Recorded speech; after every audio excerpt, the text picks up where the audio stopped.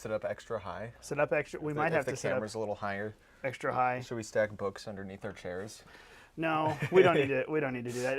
Have our knees above the desk. Everyone gets a lovely. If you're watching, you're getting a much lovelier view of an extra, almost a whole extra shelf. Not quite, I guess. Oh, but that's okay. More books never killed anything. Yeah, they get to see the top shelf a little bit. There is another shelf up there and another shelf behind it. We're actually in a 40-foot ceiling room. No, I'm kidding. That would be wonderful, though. That would be incredible. Oh, boy. Welcome on in to Unauthorized Caucus. It's Thursday. It's noon. It's caucus time. Even though a lot of you listen on the podcast now, that's still just the tagline because the live stream happens on Thursday at noon. That's when you want to be there. It's fun. You get on Rumble with us and you get to start jawing back and forth. It gets a little lively sometimes, but we've got some lively topics to cover today. You're having to do all of the little Trump and wee-woo gifs over here in the chat. Wee-woo gifs? The wee-woo gifs. Where are you, T-Rex Inc., our wonderful sponsor? And usually here to make things spicy, but oh well. He's printing T-shirts. He is printing T-shirts. Yeah, the demand is through the roof. Printing T-shirts, mugs, the whole 9 yards. Trumpomania has run wild. Everybody's getting a hold of a T-Rex Inc. shirt. You know, we should never forget how amazing that moment was at the RNC just a few speeches before Trump with Hulk Hogan. Trumpomania, brother! Like, yep. The cultural clash of the Republican convention and now the Democrat convention could not be more clear. Mm-hmm. And it really is funny to watch the left try to be all pearl clutching over the display of toxic masculinity that happened at the RNC. Oh, and then they had the United Auto Workers president try to do the same thing. I think it was the first night where he ripped off his he comes jacket. And he slowly takes his suit jacket off and reveals and this guy's gosh. bald and just he does not have the same energy as Hulk Hogan. Not at all. He didn't have the same energy as the Teamsters president. Nope. Who was an angry working guy. Mm-hmm. And I think that frustration boils over, but that's a whole thing. We've already covered the RNC. Mm-hmm. Oh, we have. More things have happened this week, though, that bear a lot of talking about. I know we had a couple of topics. One of them, though, are you prepared to go all the way back to 2016? Yes? It was a dark time for me. It was a dark time for you? What were you, in middle school? High school. Oh, okay. Yeah. Wow. I didn't even think about high school when I said that, but that's true. 2016, where was I? I went to the Republican convention in Cleveland that year. That was fun. Ohio, I'm sorry to hear. Oh, it's not that bad. We were in northern Ohio. It was beautiful up on Lake Erie. That's nice. Is it that's Lake Erie. A little part of me dies every time I go over the border into Ohio. Why? Because it's a very boring state. Not much going on there. This is the home of the great J.D. Vance you're talking about here. This is true, and he has almost redeemed it in my eyes. Almost redeemed it. Oh, almost. Man. The left exists as a meme. It's true. They really do. T-Rex is in the chat, folks. Real patriots have fact-checked. That is a true statement. That is a very true statement. Okay, so why are we going back to 2016? What's going on here? First of all, since he's in the chat, we'll say real quick, go to TREXinc.com. Quick thank you to our sponsor of Unauthorized Caucus. Use Caucus 30 for a bigly, the biggest. Believe me, we've talked to people. It is, in fact, the biggest promo. 30. Caucus 30 will get you a bigly discount on a lot of really cool stuff. And it's not just, I have some new, I'm kind of focusing on the Trump stuff right now, but there is so much faith and family and a bunch of other meme-worthy things that are absolutely hilarious. Some of them, in fact, have come from the mind of a child, which is why you giggle to yourself, but you don't know why. It's funny. It's because it doesn't make sense, but it's funny. That's at TREXinc.com. Lots of great stuff there. Go and say thank you. Let them know that Unauthorized Caucus sent you. Use the promo code Caucus30. Without them, we wouldn't be getting up and going every single week like we do now. So yeah, it's showing the Secret Service Training Department, which is so funny to me. That T-shirt is that's a favorite T-shirt. You have one now, right? Yeah, we have one.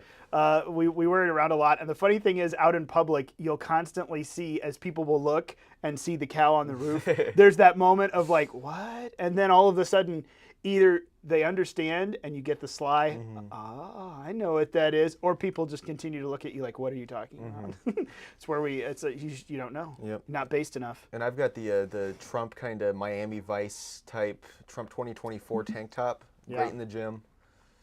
Scare the ladies away. Scare the ladies. Which is that's what I want. That's what you want. I'm married. I want them to get away from me. There you go. Oh boy, but all the way back to 2016. So Mason, the big news of the week. Was there anything else before this? I mean, RFK, by the way, because we thought about talking about that just a little bit, right? Are we talking about our main topic that we've discussed? The title topic. Zuck. Yeah. Okay, so before we dive into Zuck, let me just get a hot take because I think it really is Zuck. Zuck. Yeah, sure, fine. Zuck. Okay. Sucking your data away. There's all kinds of meanings and euphemisms. Before we get into Mark Zuckerberg's groveling against the deep state now, RFK Jr. Because this is last Friday is when he endorsed and dropped out of the race, right? Yeah, we haven't talked about that yet. Yep. I get confused what we have or haven't talked about. We talked about how it was going to happen. It was going to happen. Sure, because everybody knew it was going to happen. Our prediction came true. Yes. We predicted it totally. Your Biden dropping out prediction did not. Y'all remember when he was like, Biden is dead and we're going to know in the next 24 hours? And then less than 24 hours later, a new 6'7" version of Biden appeared. Yeah, I remember that. Okay. I remember that. If you want to claim that one, independent fact checkers have rated this. We're not really sure. Anyway, it did happen. Last Friday, RFK Jr. exited the race. Not only that, he gave probably, I think, one of the most scathing endorsements, or I should say, scathing critiques of the Democrat Party and how it really has shifted to the party of tyranny and the party of the administrative state, the deep state. He did so on his own platform for about 25 minutes. Then he showed up at the Trump rally in Phoenix later that day to much fanfare on the stage with Donald Trump and gave his full-throated endorsement. But he started to bring a coalition of people. This week, Tulsi Gabbard endorsed. No surprise. She's not much of used to be a Democrat anymore. Like, she doesn't, in my mind, really count as a big, Democrat, switched over. She did. She switched over. She did run in the Democratic primary in the last presidential election. But, I mean, it's not like a giant powerhouse. Like, if Elizabeth Warren were to endorse Trump, that would be mind-boggling. Yeah. RFK Jr. endorsing Trump is not exactly as harsh a reality for them to face as that. I think Bernie should endorse Trump. That could be interesting. But anyway, he did. He's bringing people to it. It looks like through all of the numbers, his voters, which he's polling about 5%, his numbers actually would do a huge boost on the Trump side of the equation, moving into several things, which is why he announced he's going to get off the ballot in 10 key battleground states. Some of those states are fighting him. Wisconsin Elections Commission came back and voted, no, you can't get off the ballot. They also did the same thing for Cornel West, the rent's too dang high guy, and a couple others that they're worried are going to take votes from Kamala Harris. But then the Michigan Secretary of State, who wanted to get Cornel West and a couple other people off the ballot so they didn't hurt Kamala Harris. And she also toyed with the idea of getting Trump off of the ballot after Colorado did, but then Colorado got their no from the Supreme Court, so she kind of slunk away. Well, she says, no, RFK Jr. is not coming off the ballot. I don't care what he asks for in files. So several of the key battleground states are not going to let him off the ballot, which tells me, and you, RFK Jr.'s polling numbers would in fact give Trump pretty solid victories in some very important states, like electoral landslide kind of states. And when I say landslide, I don't mean 1984 over again. With the cheating that we know the Democrats are going to do, anything over 300 or 320 on the electoral map, in my opinion, is a landslide nowadays because we are so divided. So that's an interesting dynamic that's shaping up. It happened, and there's a lot of stuff going on around that. If RFK can't get off the ballot, then they shouldn't be able to take Biden off the ballot either. Exactly. Which is the whole. There's a double standard the whole way through as they're moving Biden off of the ballot and putting on Harris. It lays bare the terrible standard, double standard that's being set. So there's a lot to it. Honestly, though, let me go. I think, have you gotten a chance to watch all of RFK's long-form interviews at this point? All of them? Well, no, not all. All of them from the beginning of his birth. No, he was on Tucker this week. Did you get to watch that yet? I haven't watched that yet. No. I need to watch it. I've seen enough clips of it. Probably I've seen about a third of it in clips. But I need to watch the whole interview because RFK actually, to me, is very much more interesting than I even realized before the last couple of weeks. He used to be a coke dealer. Yeah, they didn't even bring that up until he endorsed Trump. Well, but interestingly enough, what we all know him for, you're really good on being against big pharma, which includes big food, FDA, and also being anti-deep state intelligence agencies. These things are good. But the rest of it, I'm like, yeah, he's kind of a big government liberal. He's an environmentalist lawyer, this and that and the other. Well, on Tucker this week, he actually gave this full-throated, and it was a little more maybe ecumenically correct than I would give. It was not quite pantheism, but close. And he talked about a spiritual connection. The reason we care about the environment, we care about nature. because this is God's creation given to us through which he speaks to us, as he does other people, as he does through, and he said great religious texts, I would say through the inspired word of God, through the scriptures. But he gave this description where I'm like, this is old school conservationism. We protect this because we are good stewards of the environment. It doesn't mean that we don't, no pollution. And he talked about the carbon, and I forget the word he used, but basically the carbon cabal, this net zero agenda, the carbon agenda. This isn't true environmentalism, caring about the planet, being a good steward of nature, because this is also God's creation over which we have stewardship. Like, he gave this answer, and I thought, oh my gosh, I don't think I've paid attention to this guy enough. That's an interesting perspective. Yeah. Not that he's all some kind of conservative now, but there's a lot of interesting things in there I'd like to go hear and listen to, because I think there's a lot of people who would tend to agree. Yeah. There's some good long-form interviews. Sean Ryan Show did a big Trump one. Dr. Phil had a big Trump one. And then Tucker had on... he had on Mike Benz this week too, but also there's some good interviews, folks. And Trump's going on Lex Fridman next week, I think, and he's got a big platform. I'm hoping Trump goes on Rogan, but I don't know if I've it's not a big conservative platform. It's new people. Yeah, I don't know if I've talked about this on our program before, but I get the feeling I may have mentioned this, that I don't think that conservatives have to hold their nose when it comes to environmentalism. I think environmentalism is fine. I think it's a good thing. Climate changeism, all that stuff, I think that's crap. I think there's no basis in reality for those kind of objections, and I don't think that they have legitimate aims. I don't think that that is a whole separate issue to me than environmentalism. Like the kind of law that RFK was doing, like, we should clean up this river.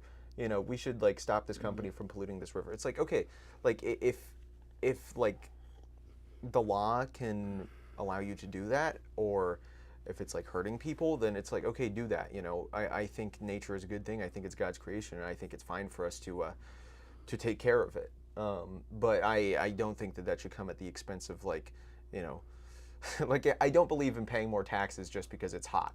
Like, that's what the climate change is. So I think that the whole hippie movement and the tree huggers really did environmentalism dirty by making it seem like this really weird and disgusting thing. Sure. And see, that's where I would say I would differentiate even good environmentalism, or what I would call conservation, stewardship. I would differentiate that from hug a tree, save the whales in spite of the humans hippies, which I would also differentiate from the carbon agenda climate craze now, which has nothing to do with the environment. It has everything to do with cronyism and who we schlep money to back and forth. I mean, Solyndra, this has been going on a while. Solyndra, Obama's buddies and their solar panels.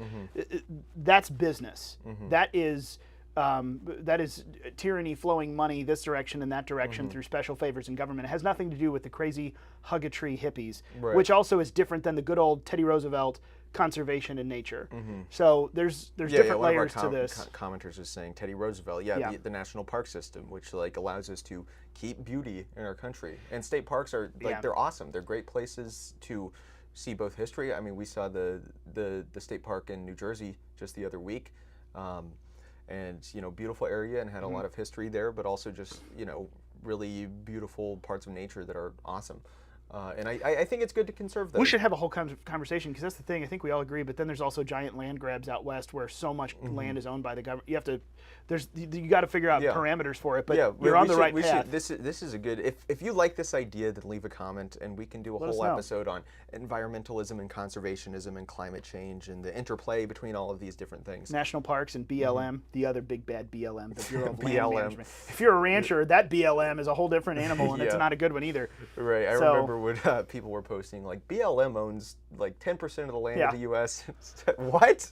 Yeah. Oh no, not that BLM. Bureau of Land Management, which if you're out west means free shooting ranges, basically. Yay! Except we don't have that much here in Missouri. Oh well.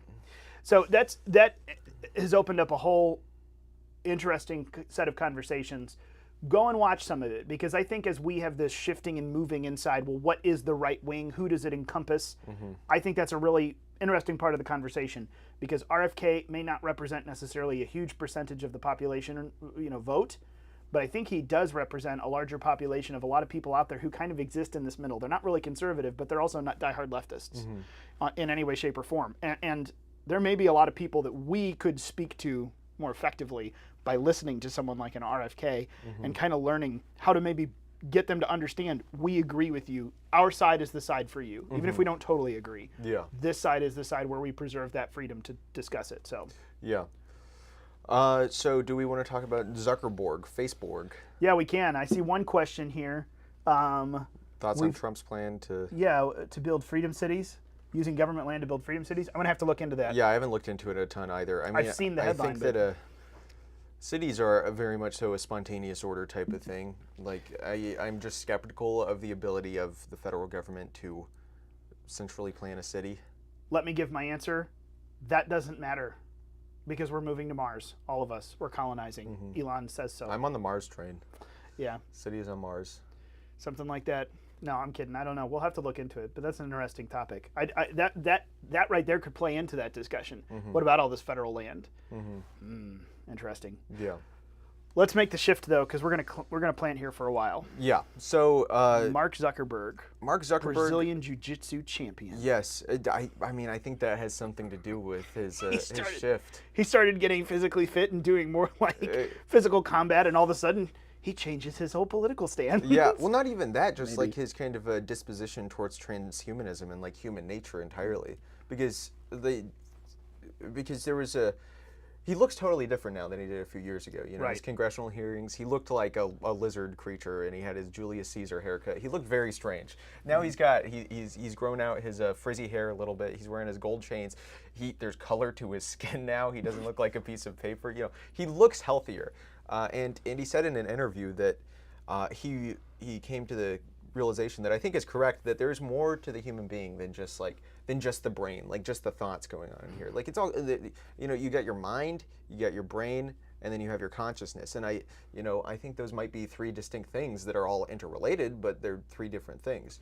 And that's all part of your body. So what he understood by getting into jiu-jitsu is that, I don't think it would really work to just like upload consciousness onto a computer, because he recognized, because jiu-jitsu takes into account like your entire physicality and the way your whole mind and body works together in this kind of combat technique. And in doing that, he recognized like, oh, okay, the human being is like a whole. The human being is not just the consciousness on the inside. We're not just in meat prisons. My hand is as much part of me as my consciousness is. I mean, you could lose a hand, but you get what I'm saying. And so that was a big change. There have been some big changes, but why are we talking about Mark Zuckerberg? Yeah, I wanted to get into that. I'm sorry. But I thought this was interesting too. It is. Because we've started like 4 other shows. We're going to have to come back and finish those on another show. Yeah, we should do a whole transhumanism one, because this is the second time we've touched on it. That'd be very interesting. So Mark Zuckerberg wrote a letter, an open letter to Chairman Jim Jordan.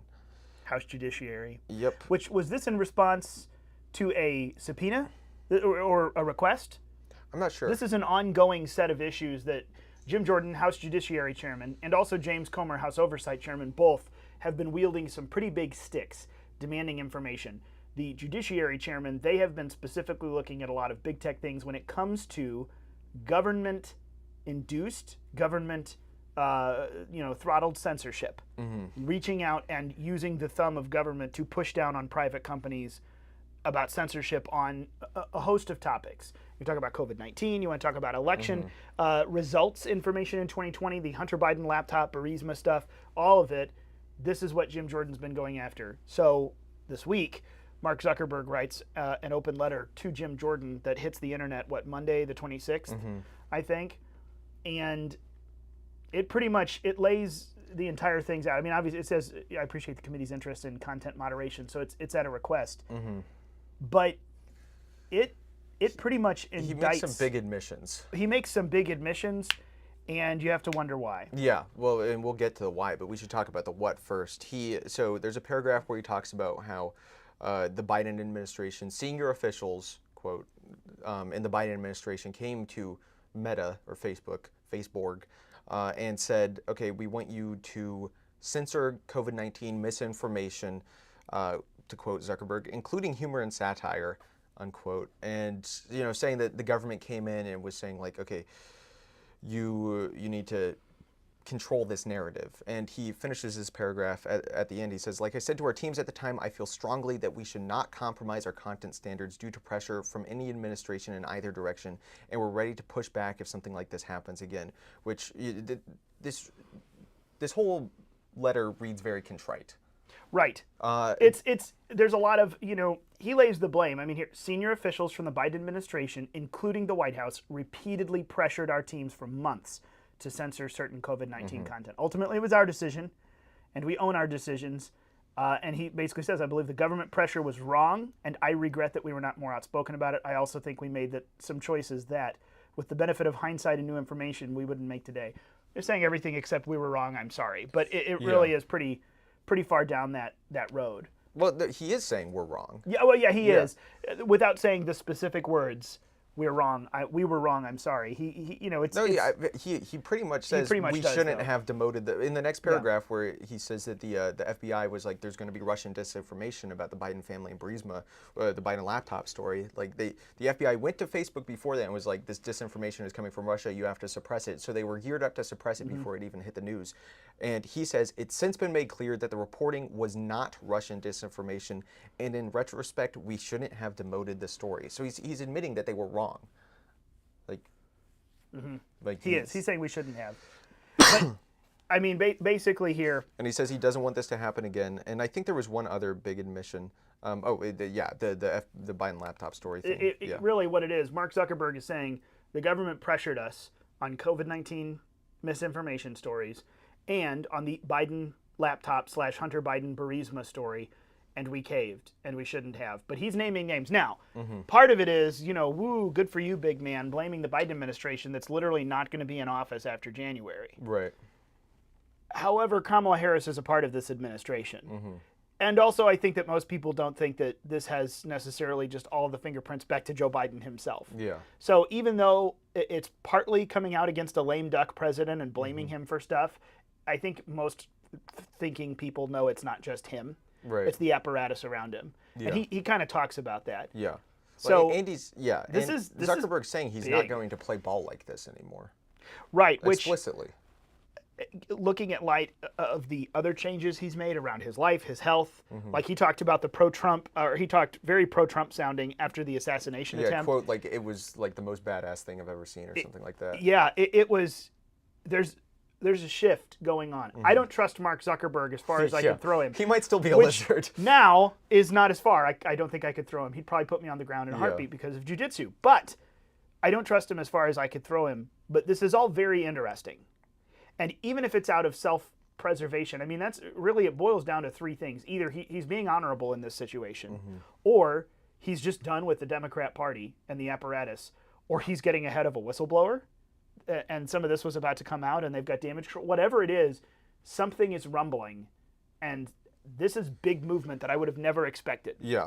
Well, I want to read this this quote tweet from Joshua Steinman that we will link. Make sure you're on unauthorizedcaucus.com. Subscribe to the Substack so you get our redacted email after everything's done. Do we still call it the redacted email? We don't really because we're on Substack. Yeah, because it's just but you get the redacted information, the behind the scenes. You get all our links so you can go look into this yourself. Notes. So this will be on there. Joshua Steinman said, Zuck has access to a real-time global human sentiment machine. If you think he's coming clean about what Kamala and co have been doing just for the sake of doing the right thing, you aren't paying attention. He knows what's coming. And Facebook has a mind-boggling amount of data. Because I was trying to find exactly how much data they have, and the most recent or easiest to find report, I didn't dig that long, but it's from a decade ago.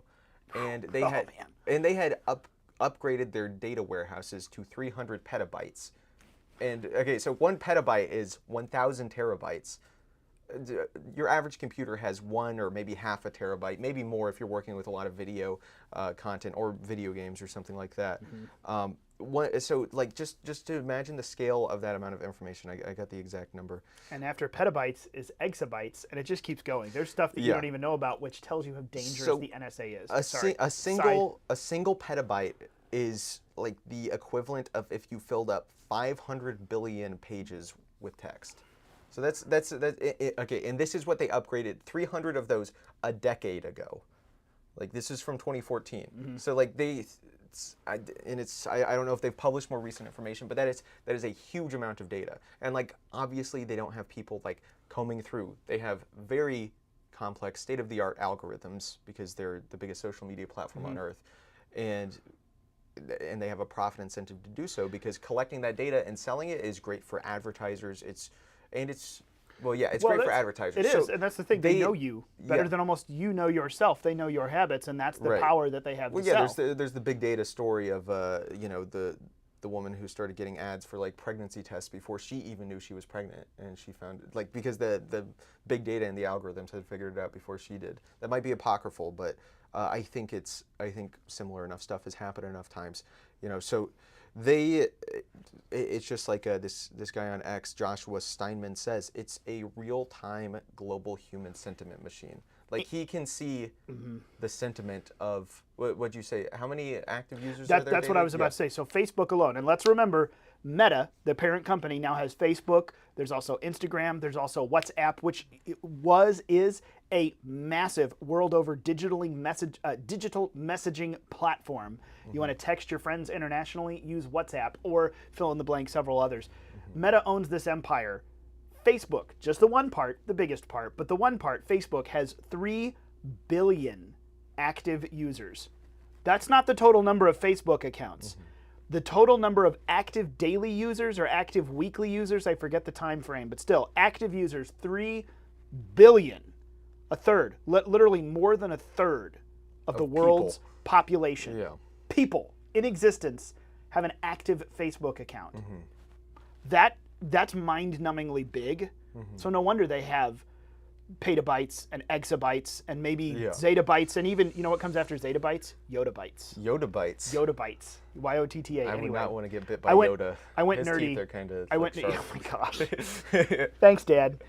I went nerdy and looked at this, but I mean that's an incredible amount of data. But I mean to your point and to what he's saying, this company has their finger on the pulse of a third of people in the world, which includes probably most of the United States. Yeah, like a lot. 90% plus are probably, or not, maybe 80% plus are probably active users on Facebook, which means that like conceivably they can effectively predict the outcome of the election.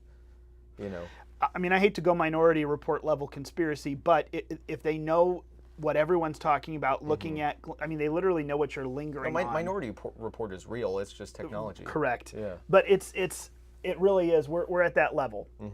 So when you see, because again, I see a lot of people trying to make, let's all remember, Mark Zuckerberg didn't draft this on his own. No duh. There's a board and lawyers, and obviously people wrote this. Right. Like he consulted, he may or may not fully endorse from a corporate stand. I'm like, yeah, but still, they put this out as a very nasty indictment against the Biden regime. And there's a reason for that. To me, boil it all down, they see something coming. And they're starting to make nice. That tells me they see the groundswell of major change in government. Right. That might mean they think that the sentiment is going to be too big to rig. Which has been the campaign position the whole time of the Biden or of the Trump campaign is make it too big to rig, because they're gonna cheat. But like we said, and I pulled this down. I need to double check and they're gonna cheat, but can they possibly cheat enough? Well, and we know that Biden got 81 million votes, blah blah blah blah blah. They pumped up millions of votes, and they probably suppressed a lot of Trump votes too. As best we can tell, both of those things happened. Flipped a lot of them. Right, but a lot of that happened in blue states, in states where we just pumped up the popular vote, but it didn't necessarily shift the electoral map. When it comes down to that figure, we're talking about, as best I've seen from different research, 50,000 votes is how Biden won in 2020. 50,000 votes in about 3 to 4 key counties. 50,000 is not much. That's a couple of states where most of the RFK voters swing to Trump. And all of a sudden, that 50,000, gone. Yeah. So really, it doesn't take much to, quote unquote, too big to rig, because they're going to fight and rig, and they'll probably try to rig more and rig harder. But if there's that many more, we're also on the lookout for it this time. I mean, millions more people voted, as far as even the data they gave us. Millions more people voted for Trump in 2020 than 2016. How many millions more now could that be? That could be really interesting. And Facebook would know that sooner than anyone because of their data analytics machine. That's Yep. literally what makes it profitable. It's not because you're paying Facebook. It's because they know everything about you and they can sell it. They literally know everything about you. I remember what it was. We were at a friend's wedding this past weekend, and we talked about someone else told us about something that we should look up, and we're like, oh yeah, that's a good idea. We saw an ad for it that night starting on Facebook and Instagram, and neither one, my wife or I, had typed it into our phones. Right. So everybody has that experience. Yeah. right, it's happened. I mean, we all know this now. It happens. It literally is happening to us in real time. That's the kind of data collection they have. Even when you're not giving it to them, you're giving it to them. For these folks to see some sort of change coming and come out this way, that tells me there's a big thing in November that's going to happen. I don't think I'm being hopeful. I think that's just a reality. Yeah. Like he has a crystal ball. Right. But this goes back to, he really does have a crystal ball. If anyone does, it's Facebook and probably Google, Alphabet. They have something similar. Yeah. But I'm curious though, I wonder how much seeing what Elon has done on X influenced Zuckerberg's position on free speech on his platform. it's possible. Because even before this, they had kind of let up on making it like a left-wing propaganda site. A little bit. They had kind of like even let things even out and kind of like tried to suppress the political like stuff anyway. Right. Like on both sides, make it less political overall. Now it's just filled with AI slop, nightmarish website. And that's which you want to know about how powerful this is. By the way, I was trying to remember what the number was exactly, but in this letter, he's referencing two specific things: suppressing COVID-19 misinformation and suppressing the Hunter Biden laptop and the Biden Burisma connection. Specifically, these two stories, he is saying they pressured us, we caved. I'm sorry, we shouldn't have. But just the Biden Burisma story, thinking about this, you want to talk about what kind of power that was that the government exercised, putting their thumb on the scales, and then Facebook actually going along with it. Let me remind you of a 2020 headline, I'm sorry, a 2022 headline from the New York Post. 79% of voters in a poll said the truthful coverage of the Hunter Biden laptop, had everyone admitted this is true and these things are happened, 79% said it would have changed the 2020 election. And I think it was a number a little bit less than this say, yeah, it would have changed my vote in the 2020 election. I think it was 17 or 19% of voters said they would have changed their vote had they known this information before they voted in 2020. And then after the fact, 80% of people all over said, yes, that would have changed the election. I mean, that's not just a Republican number, that's everyone. So even 30-something% of Democrats said, yeah, that would have changed the election had everyone known this. This is huge power. Absolutely huge power that they wield to be able to suppress and not, and also huge power that they wield as far as knowing what's coming. So this is a huge shift to see this Zuckerberg letter come out. And I mean, I'm trying to think, does this, you remember, back to 2016, folks, the very first time the Russia hoax, Donald Trump was connected to Russia, Russian hackbots and all the agents were spreading misinformation to shift votes to Trump in 2016. Yeah. Cambridge Analytica, entree, this is a Steve Bannon project, right? Cambridge Analytica, Steve Bannon, this is where they got slandered by the news first, by the big media. And Cambridge Analytica got banned from, Facebook interactions. Yeah, well, they stopped APIs after that. Right. There were major changes done as a result, and it's, I don't know, what's your take on the whole Cambridge Analytica thing, by the way, this many years later? Because everyone knows now, oh yeah, Cambridge Analytica, a data firm, basically they played a key role in multiple populist political campaigns. Brexit, Donald Trump 2016, and Facebook banned them, their parent company, I should say, which I think was Strategic Communication Laboratories. But they banned them in addition to several other accounts for, what they talked about, they're moving several high-profile campaigns, moving people politically to the right.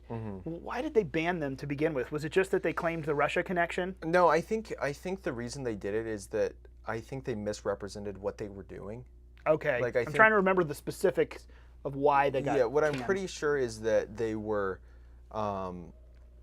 like they had said it was like an academic type thing, like just like data collection for academic research purposes, but it turned out to be for political motives.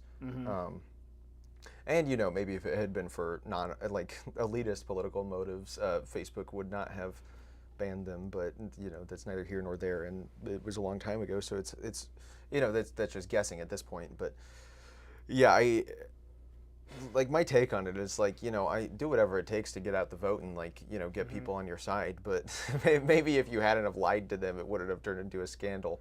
Well, here's someone's asking, and this is actually an interesting question, by the way. They say he's coming out of the metaverse. Someone's asking, and this is actually a direction I was going to go. Do you think this has something to do with the Telegram man, Pavel Durov, who was arrested last Saturday, which is 2 days before this letter came out? Pavel Durov, the CEO and founder of Telegram, one of the biggest communications platforms in the world. They're approaching 1 billion users. I remember back in the day when Telegram had like 22 million. It was nothing. Now almost 1 billion users. Which, of course, if you're not familiar, Telegram, Signal, there's a handful of others. Is Wicker still around? I don't remember. Heard of Wicker. Wicker, and there was another one, Confident, something. I don't know this one. There were a handful, and it's really kind of distilled down to Signal and Telegram that I hear the most about as being encrypted messaging apps. So it's not just a data app off of your cell phone texting. We're talking about something that uses end-to-end encryption, or in Telegram's case, you can use end-to-end encryption, but everything that's stored on the central server, Pavel Durov, the founder, and also the rest of the board, don't play nice when it comes to governments asking for information. And they just kind of let it go. So over the years, Telegram has been hammered by a lot of people for their platform being used to conduct terrorist activities and illicit things, drug trafficking, human trafficking, child pornography peddling, all kinds of stuff. Yeah. Unrighteous things that should not happen. But Pavel Durov and a lot of others, he's a billionaire, a 39-year-old billionaire. What are we doing, by the way? How are we not billionaires now? I just got to wonder, what do you do? And all his hair came back. There's a thing about it's like once you reach 1 billion, the hair, your follicles open up again on your head. Except for Bezos, who just, they all closed up. They did. Yeah. He looks good bald, though. I don't know. Anyway. Well, he's got a good head shape. Pavel Durov's... a lot of what he says, you remember the Barbara Walters 60-minute interview and a bunch of other stuff. Was it Barbara Walters? It wasn't Barbara Walters. It was someone else. I forget her name. But someone else did a big 60 minutes interview with him. And pretty much it's the liberty versus security argument, except he's saying, encryption and privacy versus safety. And it was like, I can't, what he said, I can't encrypt for some and not for others. The nature of giving people this privilege is... it's going to come with some downsides, but I'm not willing to shut it down for the sake of safety, which reminds me greatly of our founding fathers. Those who would sacrifice their liberty for some temporary safety will get and deserve neither. Paraphrasing, obviously, but that's pretty much spot on. But this has led us to a lot of interesting discussions over the years. Saturday, he's a dual citizen of the United Arab Emirates and France. Saturday, he lands in France. He's arrested on the tarmac. They haven't even charged him with anything yet, and it's been almost a week. No, he's been charged. Has he been officially charged yet? As of yesterday or the day before, he wasn't. But it surrounds, essentially, yeah, I'm pretty sure he's been charged. They're charging him with basically complicity, or his platform's complicity in, I think, specifically child pornography and all these different criminal enterprises. All the enterprises. But I wonder, do you think that Saturday, the rumblings of this coming, do you think that has emboldened Elon and maybe turned some of the Zuck? Like, has that been a part of this, a factor, or is that kind of separate and off at a different issue? I actually didn't even think about that these could be, the way that this would impact the rest of the tech world. Because Zuckerberg wrote that letter. Well, the Zuckerberg team, the Meta team, wrote that letter before Saturday. Yeah. That was in the works for a while. Right. So, I don't know how much of an impact it has on other things. It's hard for me to say. To your point, though, Elon Musk's giant entrance into Twitter, now X, has been big. And as much as I don't trust him as a conservative across a bunch of different issues, I've seen enough now that I really do think he understands the woke mind virus, how dangerous it is, how it has to be fought, and how opening platforms like this is important. And maybe he doesn't have the same pure understanding of free speech that you and I do, or the same value system that you and I do, but I really do think that on a few of these levels, Elon gets it, and his boldness in that, especially when it comes to fighting the cancel culture, because they put you in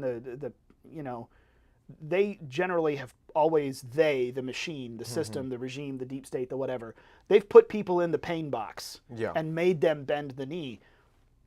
But they, like Elon Musk didn't care. They put him in the pain box, and it's like it's kind of like Donald Trump. There is no pain box. Right, and he said like F you. Well, yeah, like when they talked about the advertisers boycotting you, he basically said, go take a hike. Yeah. I'm cleaning up the language quite a bit, but he said, go take a hike, and they're like, really? He goes, yeah, that's what I tell those advertisers. Go take a hike. I don't want your money. Right. And it was kind of one of those moments of, oh my gosh, he's actually serious. And for me, and then when they made a cartel to prevent advertisement, he said, this is illegal, I'm going to sue you, and they stopped the next day. And like now they're coming back because it's a good platform that does have consumers on there, so advertisers are coming back. Right.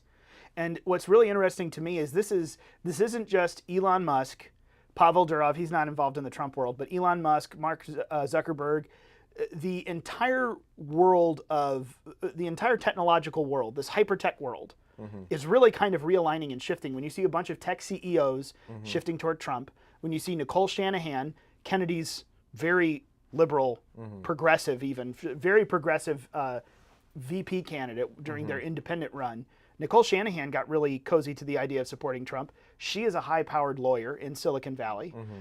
You look across the field of some of these folks who are shifting, maybe not even toward Trump, but away from the Biden-Harris regime, away from the tyranny of the state, of the administrative state. I don't quite know what to make of it, but something's moving. And it seems that they're all, I don't know if Elon has emboldened them and they're all just done with it, or... I think that's part of it, but it's interesting. I think it's clear to a lot of these people now that, like, Trump is the candidate that's going to open us up to the future, into what the future looks like. Like in the Harris, and it might not even be that, but that he's just not going to stand in the way, because Harris is certainly going to stand in the way. Like, the policies she set, and I want to go on this for just a little bit, because this is so frustrating to me. The unrealized capital gains tax, the 25% unrealized capital gains tax. And the libtards are like, oh, it's only for people with a net worth of over $10 million. 100 million. Or 100 million, yeah, whatever. And then the conservatives are like, oh, well, at one point the income tax was just blah, blah, blah, blah, blah. But, like, that's not even the point. Like, people just don't understand what an investment is. It's not just like a video game that billionaires are playing and, like, making money on the side. Like, no, investment is the money in McDonald's and in, like, Abercrombie and Fitch. And it's, like, in all these companies. It's the money in Apple. It's the money in Target. Like...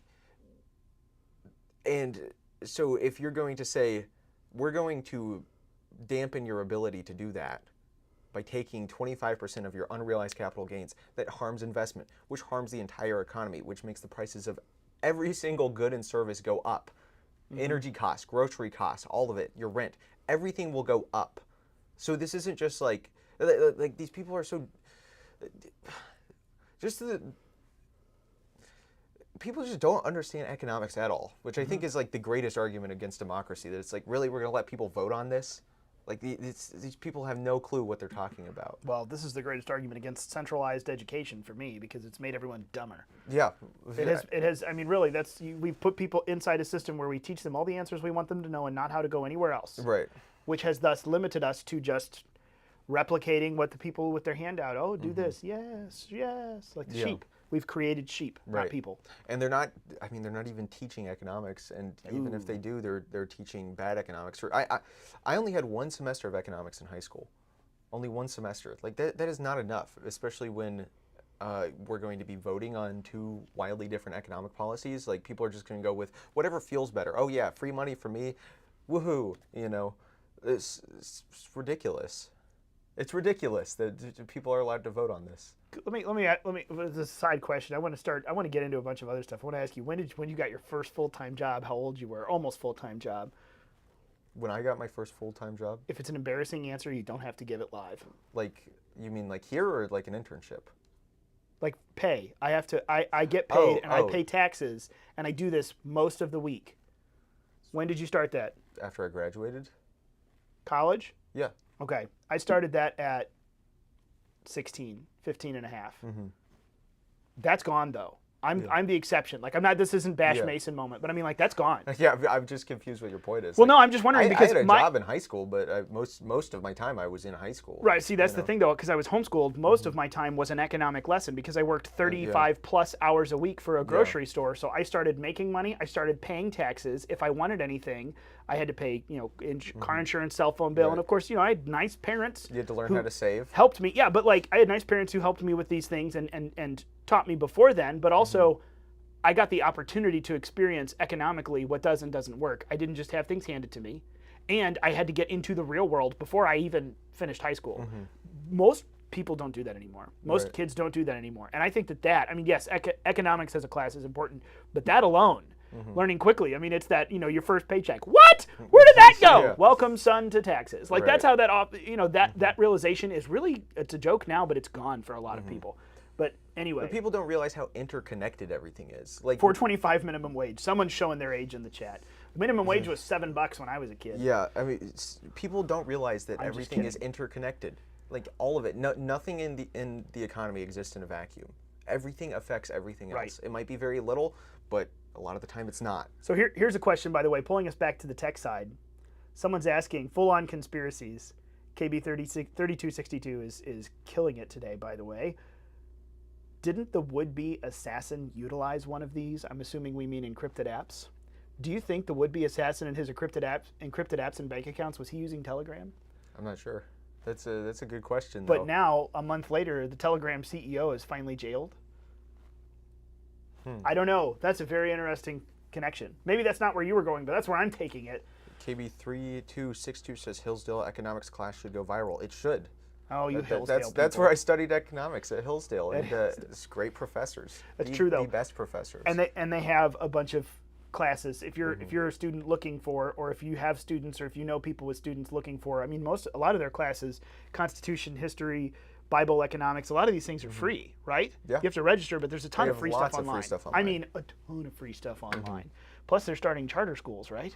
Or have started.